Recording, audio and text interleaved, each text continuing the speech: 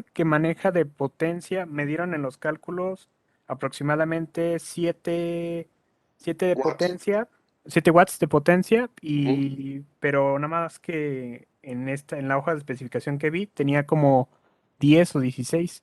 Está ¿Se bien. pasa de mucho? ¿Está bien? No, está bien. No se preocupe, está bien. Y vi otros que también en comerciales como 40, 50. Ahí sí ya se pasó. No, ya está muy pasado, señor. Muy Ah, ok, pasado. ok, ok. Ya sería todo, profesor. Muchas Ok. gracias. No, al contrario, señor. Al contrario. Bueno, vamos a continuar con la parte de transistores, muchachos. La sesión anterior hablamos del circuito de polarización fija, el circuito más básico en los transistores. Vamos a continuar hoy justamente con el siguiente en importancia, que es justamente el circuito de polarización del emisor. ¿Ok? Recordaremos que el circuito anterior tenía su resistencia de polarización de base y su resistencia de polarización del colector. ¿Estamos de acuerdo, muchachos? ¿Ok? Bueno, este circuito que se llama de polarización del emisor, pues justamente lleva un elemento de polarización en el emisor. ¿De acuerdo? Por eso se llama así este circuito. Si se fijan, es lo mismo que el anterior, pero le añado un resistor adicional en el emisor. ¿Por qué, muchachos? Muy, muy, muy fácil. ¿Ok? Déjeme compartir la sesión de ayer por lo siguiente, muchachos. ¿Ok? Para explicarlo y se entienda perfectamente bien por qué estamos poniendo justamente este, este circuito. Vamos a abrirlo. ¿Ok? Vámonos aquí. Vamos al ejercicio. Esta es su gráfica. ¿Ok? Esta gráfica que vimos ayer es para el circuito de polarización fija, en donde no tiene resistor de emisor. Préstenme atención en esto porque es importantísimo, muchachos. ¿Ok? Mi circuito está trabajando, todo está perfecto. Pero vamos a suponer que la temperatura externa se incrementa. ¿Ok? La temperatura ambiente crece. ¿Ok? Nosotros siempre tendremos que calcular, siempre tendremos que hacerlo, la temperatura a la que va a estar sometida un circuito cuando yo lo diseñe. Mientras esté dentro de los regímenes que me indica el fabricante, no tengo problemas y el punto de estabilidad se queda donde está. Pero si la temperatura ambiente se incrementa, ¿qué va a suceder? Bueno, eso lo vieron en dispositivos, muchachos. ¿Qué sucede cuando se incrementa la temperatura en un semiconductor, en este caso en un transistor? Empieza a haber corrientes de fuga internamente. Esto ocasiona que se caliente más y vuelve a haber más corrientes de fuga. Cuando esto sucede, se cambian los voltajes de polarización por la variación interna de las resistencias del material semiconductor. Cuando esto sucede, el punto de estabilidad empieza a desplazarse sobre la recta de carga hacia el área de saturación. Si la temperatura ambiente es muy elevada, este punto de estabilidad empieza a desplazarse sobre la recta de carga. ¿Y qué es lo que pasa? Empieza a distorsionar la señal amplificada. Se empieza a distorsionar como tal. No sé, muchachos, digo, esta es una pregunta. Si alguna vez han estado en alguna fiesta en donde todo aparentemente funciona bien y de repente se empieza a escuchar horrible la música, como que hasta muchos dicen está cartoneando la bocina y se oye así como si estuvieran dándole de gatazos a la bocina por dentro y, o sea, así horrible. ¿Lo han escuchado? Sí. Ok. En los sonideros. Ok, perfecto. ¿Qué es lo que está pasando? Está sobrecalentándose los transistores de salida de audio, el punto de estabilidad se corre hacia el área de saturación y evidentemente la señal que estaba limpiecita en el centro, ahora ya no puede seguir igual, se distorsiona cuando llega al tope de la abscisa. Obviamente al llegar aquí al tope, desde nuestro punto de vista es una distorsión. Entonces, evidentemente que, ¿cómo lo compenso? Bajando la temperatura del transistor. Obviamente esa gente no tiene ni maldita idea de lo que está haciendo. Pero bueno, lo importante, en este circuito de polarización fija, la temperatura ambiente es un enemigo mortal, porque si se incrementa, yo no lo calculé bien, voy a tener distorsión. ¿Qué hago para mantener el punto de estabilidad en su lugar? Tengo que poner algo que compense el calentamiento interno en el transistor, ¿sí? Y me varíe sus resistencias internas. ¿Qué hago? Le pongo una resistencia afuera, ¿ok? ¿Dónde se la pongo? En el emisor. Cuando yo hago esto, proporcionalmente a la resistencia interna en el transistor, ¿sí? Que disminuye, ¿sí? Y se va distorsionando, la resistencia externa va aumentando, ¿sí? Y varía proporcionalmente. De tal suerte que lo que en el transistor disminuye, en la externa crece. Y como crece, cambio la polarización del emisor y regreso el punto de estabilidad a su lugar original, porque la variación es proporcional. Lo que en el transistor disminuye, externamente crece. Entonces, vamos a suponer, viendo el diagrama, si yo aquí, aterrizado a tierra, empiezo a disminuir la resistencia interna, pues estoy poniendo la señal aterrizada a tierra. Por eso distorsiona. Si yo le pongo el resistor exterior, aquí disminuye, pero aquí aumenta. Entonces el punto, la señal no se distorsiona con respecto a tierra, compenso esa variación y el punto de estabilidad se queda anclado en su lugar. ¿De acuerdo? ¿Qué hago entonces? Pues le pongo la resistencia externa. Este circuito es una mejora del anterior, precisamente para compensar las variaciones de temperatura al momento de estar trabajando el circuito. Por eso se le llama circuito de polarización por emisor. ¿Me expliqué, muchachos, por qué está ese resistor adicional? Y obviamente este circuito es mucho mejor que el anterior, porque este ya lo puedo empezar a trabajar, ¿verdad? Sin excederme, evidentemente, en lugares donde la temperatura puede tener fluctuaciones y no voy a tener distorsión de la señal. ¿Me explico, muchachos? O sea, este resistor en el emisor me va a permitir que mi amplificador, mi circuito amplificador, pueda trabajar en lugares donde la temperatura puede ser excesiva. Y este circuito me compensa esa variación y todo es felicidad. El punto de estabilidad no se mueve y no tengo distorsión. ¿Me expliqué, muchachos? Y profe, entonces, ¿ese resistor sirve como un disipador? No, no disipa, repolariza, señor. Ah, ok. Lo que hace es repolarizar. Eso es lo que está haciendo nada más. De acuerdo a la temperatura ambiente, cuando baja la resistencia interna del transistor, evidentemente los voltajes de polarización van cambiando. Pero gracias a este resistor, la variación interna del transistor la compensa este resistor y el voltaje que aquí tiende a disminuir, aquí tiende a aumentar.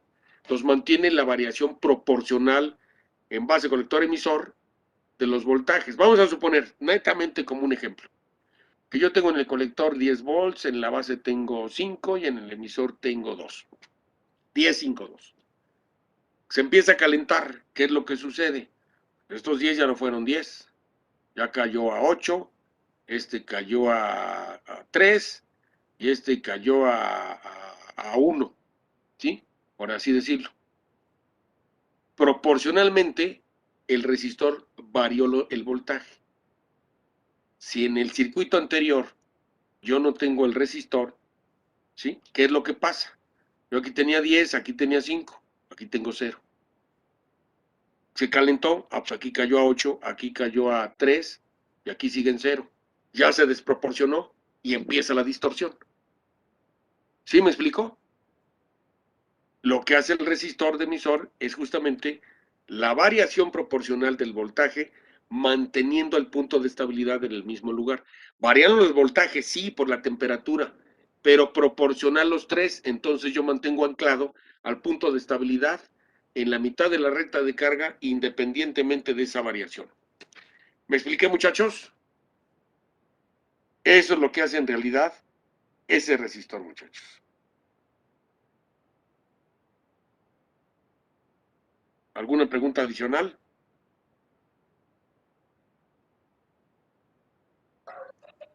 Profe, ¿y el capacitor también está aislando la polarización del resistor? No, señor. El capacitor funciona cuando le apliquemos señal. El capacitor no tiene nada que ver con la polarización, absolutamente nada que ver. ¿Sí? El capacitor es importante en el momento en que le aplicamos la señal. Ahorita el condensador de entrada, el de salida y el de emisor no son relevantes en la polarización, definitivamente, no lo son. Vamos a pensar que el de emisor fuera electrolítico de aluminio.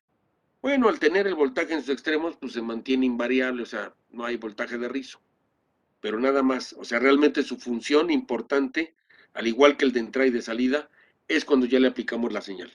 Ahorita no hay que preocuparnos por ellos, los pude haber omitido y no dibujarlos, pero este es el diseño, el circuito correcto. Los vamos a estudiar estos capacitores cuando ya le apliquemos señal. ¿Sí? O sea, no me afecta en lo más mínimo en la polarización ninguno de los tres capacitores. ¿De acuerdo, señor? Sí, gracias, maestro. Hecho. Ahora bien, vamos a hacer las ecuaciones de entrada y de salida igual que en el circuito anterior. Idéntico es lo que vamos a hacer para despejar la IBQ, calcular la ICQ y calcular el voltaje colector emisor Q. Exactamente vamos a hacer lo mismo. Pero ahora como tengo un resistor adicional en el emisor, pues la ecuación de la malla de entrada pues es la siguiente. VCC menos IBQ por RB menos el voltaje base emisor de encendido menos la IEQ por RE, porque está este resistor. O sea, pero es prácticamente casi parecida a la ecuación de la malla del circuito anterior, pero le añado ahora estos términos. ¿Sí?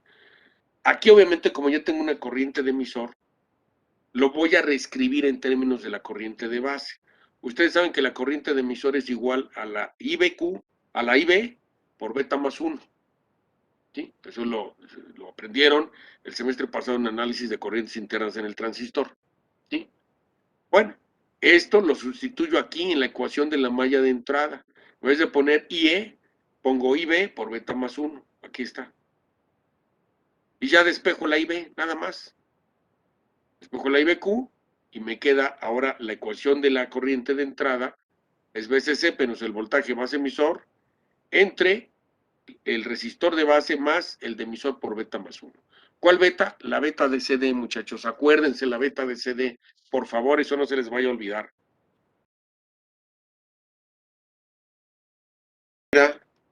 Escribimos lo que es la ecuación de la malla de entrada y despejamos el valor de IBQ. Ya tengo cómo calcular la corriente de base Q para poder ir estableciendo mi punto de estabilidad.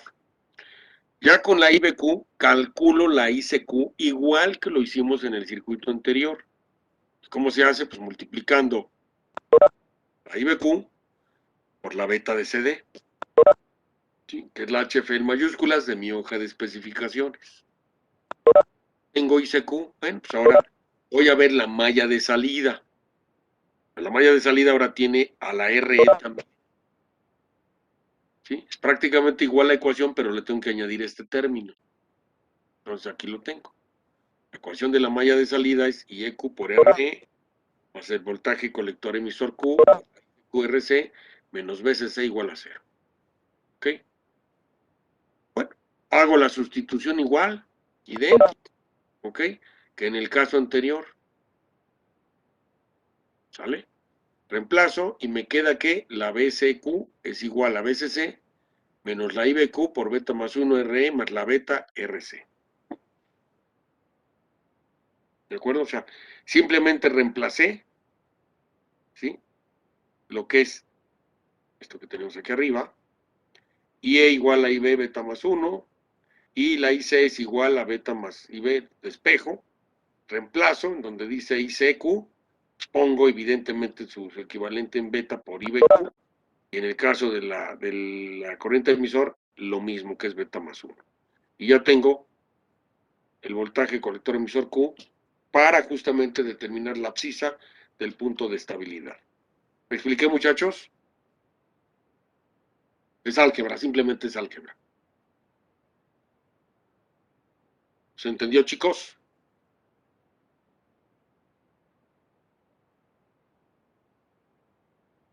Sí, profe. Hecho. Bueno, vamos a ver un ejemplito de este circuito. Tenemos igualmente al 2N2222. Si se fijan, el resistor de colectores el mismo que en el ejercicio anterior. Varía un poco la resistencia de polarización de base, 230K, la resistencia de emisor 1K, y BCC, ¿cuánto le pusimos BCC? BCC son 20 volts, aquí no lo puse, pero BCC son 20 volts. Bueno, vamos a hacer los mismos cálculos que en el ejercicio de ayer, pero con sus ecuaciones correspondientes a este circuito. ¿De acuerdo? Bueno, y vamos a calcular primeramente la IBQ. Los datos, como es el mismo transistor, pues ya los tenemos, ya sabemos cómo determinar la beta LCD, que fueron los 75 que sacamos de la hoja de las especificaciones. El voltaje base emisor de encendido, igual lo tomamos de las hojas de especificaciones, son 650 milivolts. Y el voltaje colector emisor en saturación son 400 milivolts. ¿Hecho? O sea, son los mismos datos. Bueno, ahora sí calculo la IBQ con la nueva formulita que determinamos y me arroja 38.2411 microamperes. De hecho, si se fijan, la corriente es más pequeñita que la del circuito de ayer. La ICQ, pues voy a multiplicar esta IB por la beta. Bueno, pues me arroja 2.868 miliamperes. Igualmente es más bajita que la de ayer. ¿Sí? Simplemente porque le añadí prácticamente el nuevo resistor. Bueno, ya tengo esto. Vamos a calcular la IEQ. La IEQ siempre es la suma de la IBQ más la ICQ. Eso lo aprendimos el semestre pasado en dispositivos. ¿Sí? Recordemos que la corriente del emisor siempre es igual a la corriente de base más la corriente del colector. Bueno, lo sumamos y me arroja 2.962, un poquito más. Por estos decimales, mucha gente dice, pues es lo mismo, y ponen el mismo valor. No, o sea, esos decimales pueden ser relevantes en determinado momento. Entonces, generalmente, vamos a calcular. Luego la corriente de colector en saturación, la real, muchachos, la real. Voy a subir. Si yo tengo este circuito y quiero calcular rápidamente la corriente de colector para consultar la hoja de especificaciones, ahora dividiría yo los 20 volts entre la suma de este resistor más este resistor. A ver, dividan 20 entre 3200, por favor.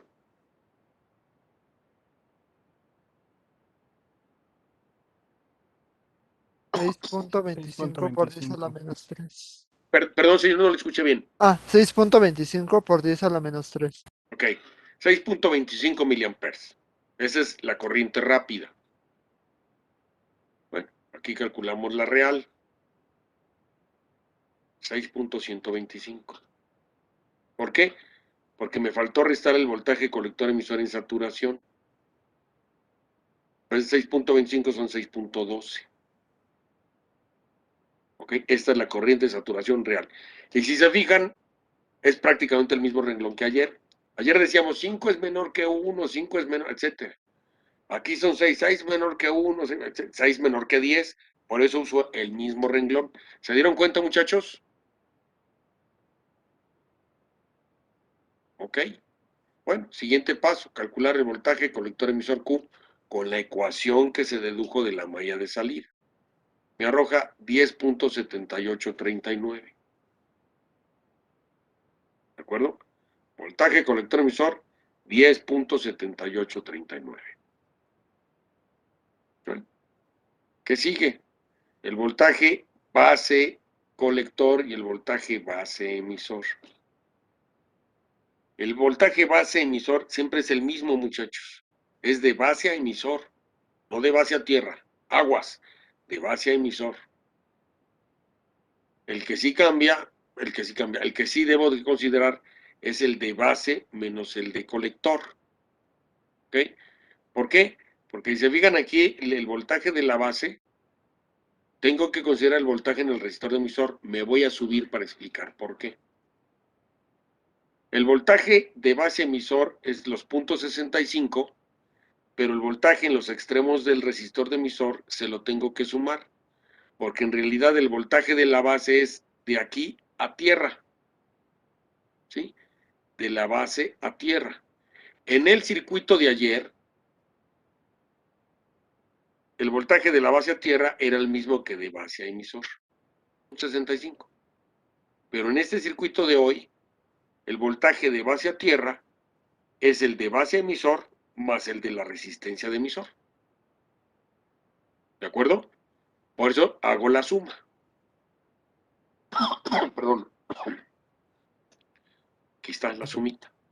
Me arroja que el voltaje base colector es menos 10.1339 y el voltaje base emisor es 0.65. Se cumple igual que en el caso de ayer. El voltaje de base a emisor es positivo, por tanto, esa unión está indirecta. Y el voltaje base colector es negativo, es decir, está en inversa la polaridad de base colector. Entonces, quiere decir que sí se encuentra en la región de amplificación y el transistor sí puede amplificar. ¿Sí me expliqué, muchachos? ¿Alguna duda de los cálculos? Por favor, es importante que si hay alguna duda, lo aclaremos de una vez.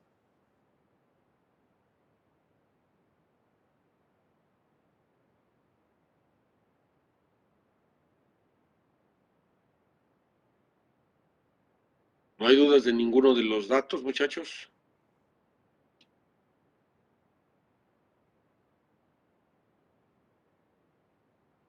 Por el momento no, profe. Ok. Bueno, esto es matemáticamente. Vamos a ver los resultados en la gráfica. Tengo mi voltaje de BCC, los 20 volts. El otro extremo son la corriente colector en saturación, los 6.125 miliamperes. El voltaje colector emisor, 10.7839. ¿Ok? O sea, casi la mitad, ¿verdad? Casi, o sea, está próximo. Igual manipulando los resistores, logro que esté exactamente en 10, pero está aceptable.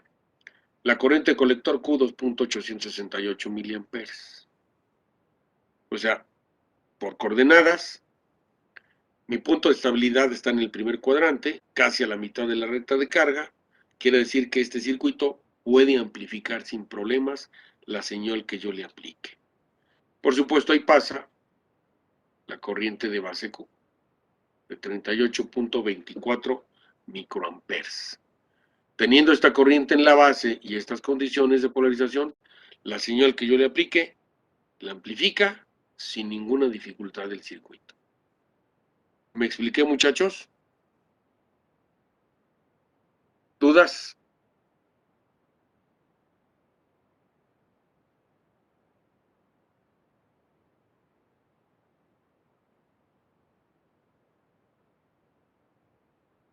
No, Profesor, profe. igual por el momento no. ¿Alguna pregunta de los cálculos, muchachos, por favor?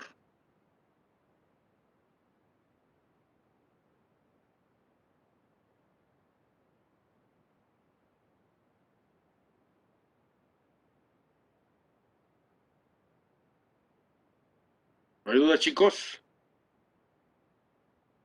No, profesor. ¡Qué maravilla! ¿O explico muy bien o son bastante listos, no? Yo digo que van a salir despuesito, pero ahorita creo que Sí, no. en el Ok, examen, entonces perfecto. todos ahí van a salir. Porque... ¿No? Yo espero que no digo. Ahorita, en un momentito, primeramente voy a subir la nota de ayer y más noche subo la nota del día de hoy. Para que las tengan, independientemente de que tomaron apuntes y todo, lo tengan para que se vea justamente la grafiquita, que esa es más difícil de estarla copiando, ¿verdad? La tengan y la puedan usar de referencia para sus prácticas. ¿De acuerdo, muchachos? Sí, profe. Sí, profe. Perfectísimo.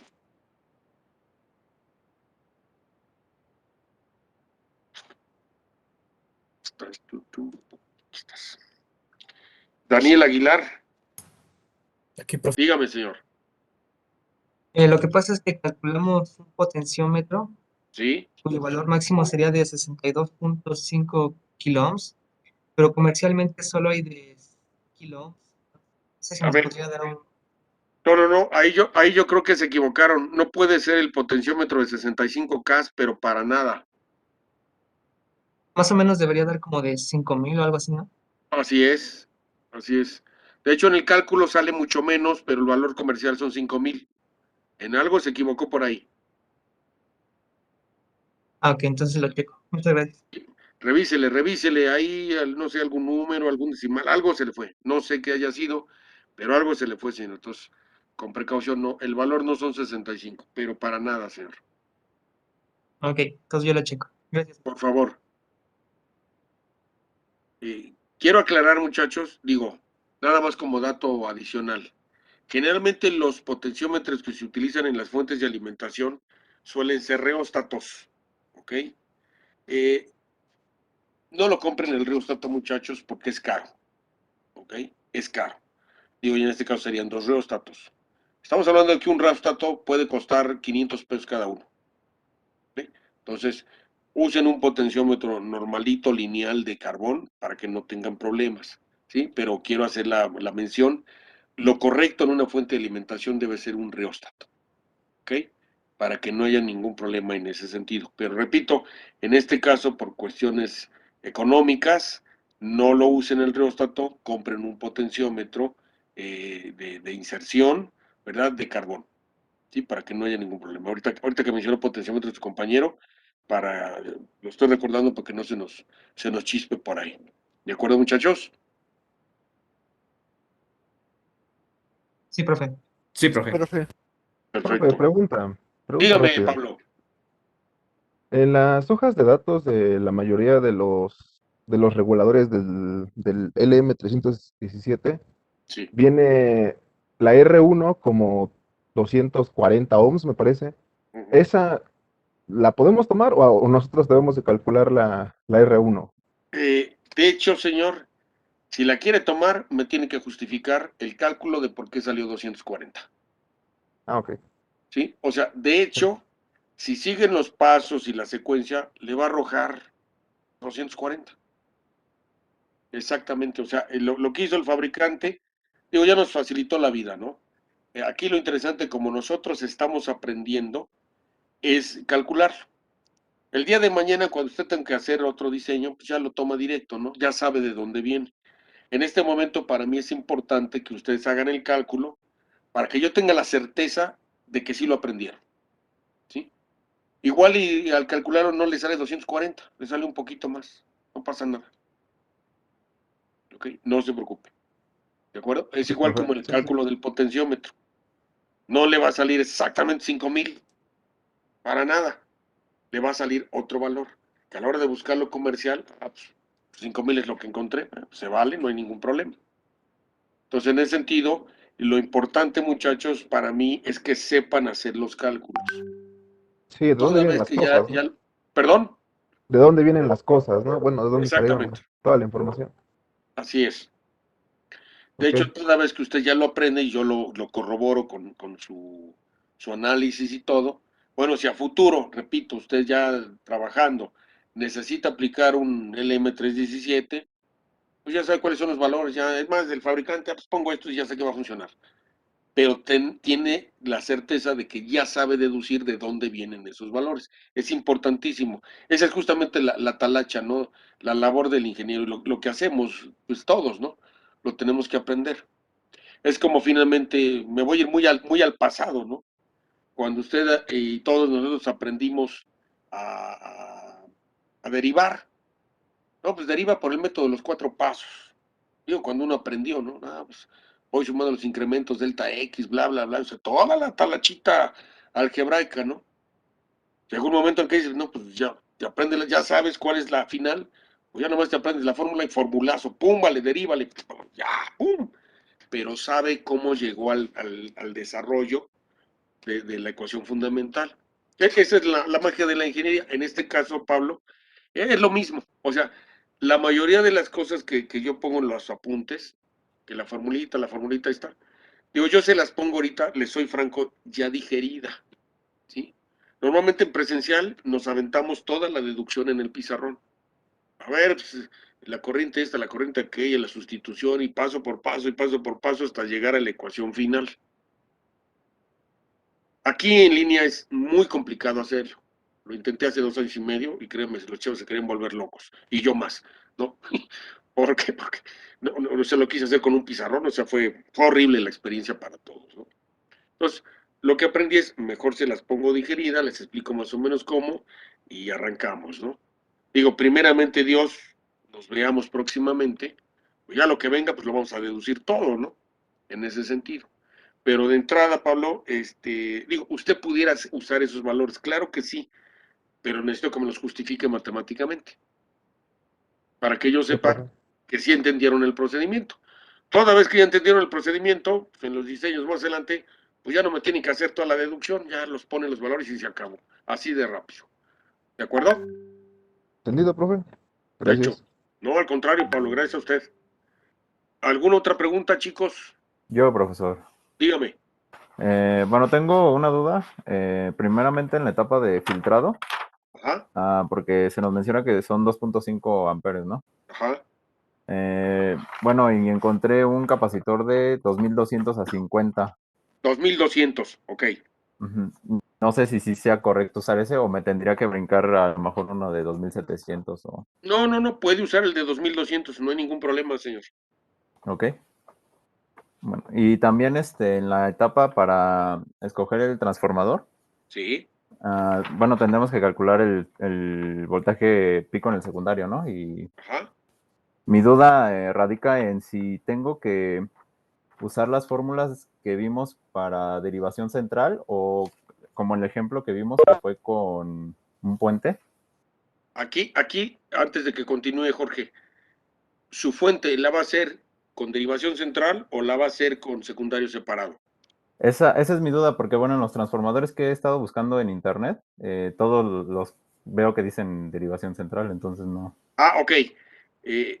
Voy a anotarles aquí, digo, no me acuerdo si lo comenté, pero voy a anotarles a dónde pueden mandar a hacer el transformador.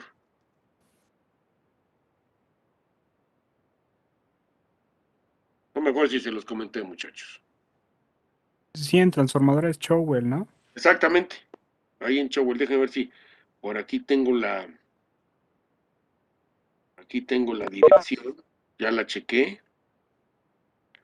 Es transformador Chowell.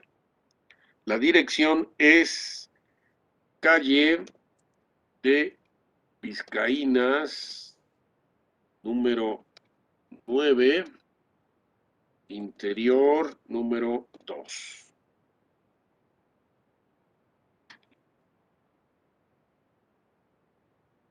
El señor se llama Mariano Chowell. Sobre Vizcaínas hay otro que dice Transformadores Chowell, es su hermano, con él no, ¿sí? Es el que está dentro, ¿sí? De una puertita al fondo, ¿sí? Hablé con él, ayer hablé con él. Le comenté que evidentemente iban a ir chicos de la escuela, ¿verdad? Para mandar a hacer el transformador. Yo le especifiqué que algunos lo iban a querer con derivación central y otros lo iban a querer con secundarios separados. Si todos lo quieren hacer con secundarios separados, no pasa nada. Si todos lo quieren hacer con tap central, pues tampoco no pasa nada. ¿De hecho? Entonces, en ese sentido, señor Jorge, en internet lo va a encontrar, literal. ¿Sí? Se manda a hacer si usted lo quiere con secundarios separados. Y van con este chaparrito, digo el compañero Chowell, el señor Chowell, le dicen que van de mi parte, vuelvo a insistir, para que les aplique descuento, muchachos. ¿Sí? Y si van a ir, por ejemplo, son 10 equipos, yo les recomiendo, manden a hacer los 10 juntos. No vaya uno, y luego otro, y luego otro. No. ¿Para qué? Para que se los entregue el mismo día a todos. ¿Ok? Hablé con él para que se los entregue casi de un día para otro. Entonces, con esa confianza. Y yo vuelvo a insistir. Si alguien dice, no, yo prefiero mandarlo a hacer con la güerita porque a mis ojos, mándelo a hacer con la güerita que mis ojos. O sea, yo no tengo ningún problema. ¿Ok? Los recomiendo con este señor porque trabaja bien, los transformadores son de calidad, cuando los pongo en corto, no se revienta el transformador, ¿sí? Porque literal, ya le estoy diciendo lo que le va a pasar a su fuente, ¿sí? O sea, la voy a someter a los peores horrores de la vida y tiene que funcionar.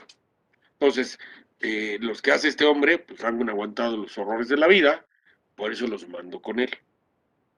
Si ustedes deciden, no, pues a mí me cayó bien mejor el Agüerito, o mi compadre, o mi primo, mi tío hace transformadores y él me lo va a hacer, con quien quieran, muchachos, o sea, no hay ningún problema en ese sentido, ¿ok? Es una recomendación exclusivamente la que yo les doy, pero finalmente, pues donde ustedes se sientan cómodos, con confianza, etcétera, ¿no? Definitivamente. ¿Queda respondida la pregunta, Jorge? Sí, profesor, muchísimas gracias. Hecho. ¿Alguna otra duda, chicos, antes de que los deje yo ir?